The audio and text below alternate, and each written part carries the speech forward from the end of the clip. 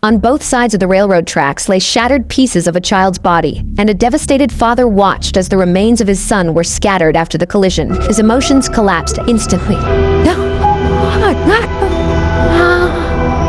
Keller was a diligent construction foreman, overwhelmed by a newly opened job site. On top of that, a supplier had run into trouble that day. His uncle Duran, who was also his boss, didn't trust anyone else to handle it, and insisted Keller go oversee the issue himself. Helpless, Keller reluctantly agreed. Keller had originally planned to pick up his son Barron from school and take him to a cabin by the lake for the weekend. After the divorce, he and his ex-wife had agreed to share custody weekly, so Keller knocked on her door, apologized, and said he was there for their son. But she suddenly confronted him angrily.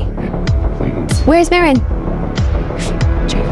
The next morning, the police discovered remains near the railroad tracks, leading to the opening scene of the film. Keller lost control and demanded answers. Why would a 10-year-old child go there? His ex-wife said the last time she saw their son was yesterday morning, and because she was throwing a birthday party for a close friend at home, she didn't see Keller's message. Then the police delivered another blow. There was no body left to identify, only small scraps of fabric from the child's clothing. She broke down completely. Fuck.